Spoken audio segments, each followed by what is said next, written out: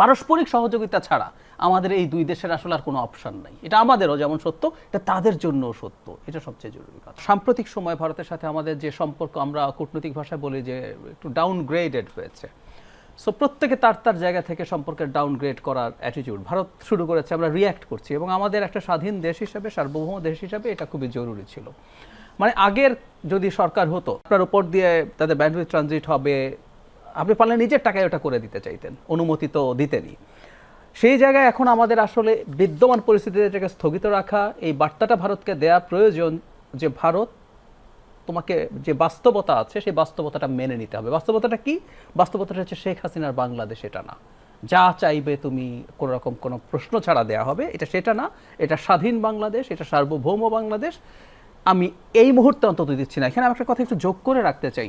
ভারতের সাথে আমাদের দ্বিপাক্ষিক যে কোনো পারস্পরিক বেনিফিটের ভিত্তিতে আমরা যে কোনো রকম, এটা ইনফ্যাক্ট ট্রানজিট মানে আমাদের সড়ক বা সড়কে যেটা হচ্ছিল ওগুলো আসলে করিডোর ছিল, ইভেন করিডোরও দেওয়া যেতে পারে যদি আমরা বেনিফিশিয়াল হয়। ঠিক একইভাবে আমরা এই যে তাদের যে ব্যান্ডউইথের ট্রানজিট আছে সেটা কোনো এক সময় আমরা বিবেচনা করে দেখব সেটা আসলে আদতে আমাদের জন্য সুবিধা হয় কিনা। ভারতের সুবিধা শুধু দেখবো আমরা তা না।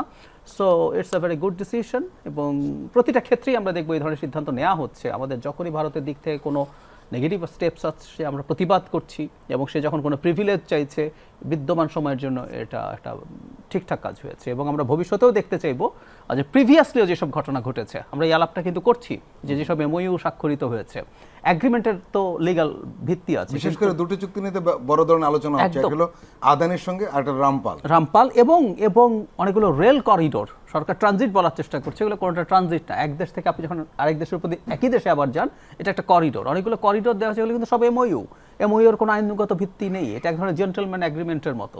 সো এখন তো নাই, পুরোনোগুলো রিভ্যালুয়েট করা দরকার এবং প্রয়োজনে বাতিল করা দরকার।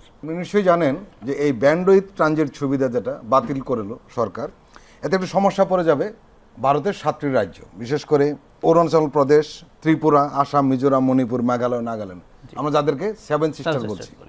সেখানে কিন্তু দ্রুত ইন্টারনেট সংযোগের যেটা নিশ্চিত ছিল, এটা করতে পারলে সেটা কিন্তু আর হচ্ছে না এখন।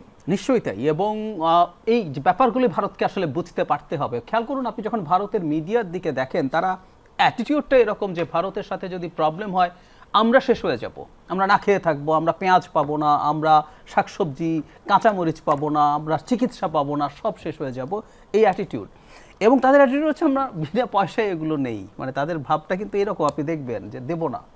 অথচ আপনি যখন পেঁয়াজ রপ্তানি ভারত বন্ধ করে, ভারতের পেঁয়াজ মহারাষ্ট্রে সবচেয়ে বেশি পেঁয়াজ উৎপাদিত হয়, সেখানে আপনি দেখবেন বড় বড় যে সব মোকাম আছে সেখানে কৃষকরা তীব্র প্রতিবাদ করে, কারণ বাংলাদেশের পেঁয়াজ যদি এক্সপোর্ট না হয় তারা তাদের পেঁয়াজের দাম ঠিকমতো পান না। সো এরকমই বাণিজ্যিক সম্পর্কগুলো।